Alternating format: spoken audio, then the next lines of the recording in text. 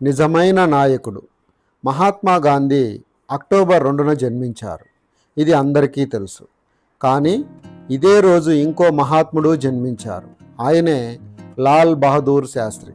ఒకసారి ఆయన జవహర్లాల్ నెహ్రూ కోటు లాంటిది వేసుకున్నారట. అది చూసిన ఒక ఆయన, నెహ్రూ కోటులో మీరు భలే ఇమిడిపోయారే అన్నారట. చిత్రంగా నెహ్రూ మరణం తర్వాత ప్రధానమంత్రి పదవి లాల్ బహదూర్ శాస్త్రికే దక్కింది. ఆ ఉన్నత పదవిలో కూడా ఆయన చక్కగా ఇమిడిపోయారు. ఎంత ఎదిగినా ఒదిగి ఉండిపోయారు.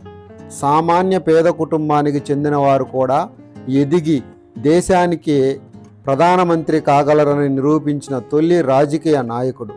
ఇంతకీ లాల్ బహదూర్ శాస్త్రి పేరులోని శాస్త్రి కులవాచకం కాదు. ఆయన కష్టపడి ఇష్టపడి చదివి సంపాదించుకున్న పట్ట. పాకిస్తాన్ మీద యుద్ధం చేసి భారతదేశానికి తన సారథ్యంలో అద్భుతమైన విజయం సాధించి పెట్టి చివరకు ఉభయ దేశాలు సంధి కుదుర్చుకున్న వేళ విధివశాత్తు అస్తమించిన అమరవీరుడు లాల్ బహదూర్ శాస్త్రి. దేశానికి ప్రధానమంత్రిగా చేసిన సొంత ఇల్లు సమకూర్చుకోలేని నిరుపమాన త్యాగమూర్తి ఆయన. తాను స్వయంగా బాధ్యత వహించాల్సిన అవసరం లేకపోయినా ఒక రైలు ప్రమాదానికి తానే బాధ్యత తీసుకుని రైల్వే మంత్రి పదవిని తృణప్రాయంగా భావించి రాజీనామా చేసిన మహోన్నతుడు. తాను ప్రధానమంత్రిగా ఉన్నప్పుడు సొంత కారు లేకపోవడంతో పిల్లల కోరిక మేరకు అప్పు చేసి కొత్త కారు కొన్నారు.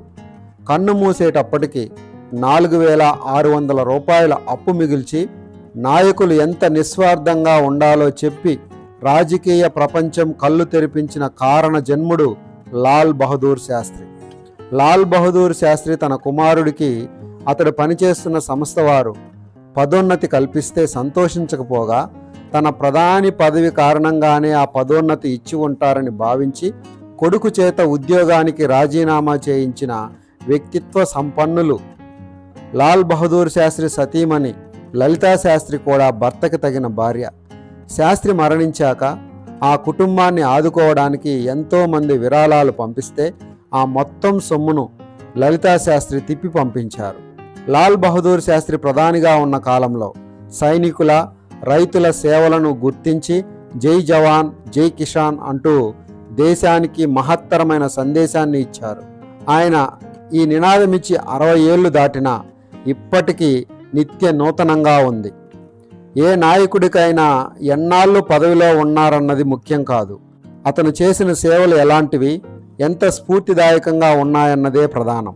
ఈ కోణంలో యావత్ జాతికి చిరస్మరణీయులైన కొద్దిమంది నాయకుల్లో లాల్ బహదూర్ శాస్త్రి ఒకరు.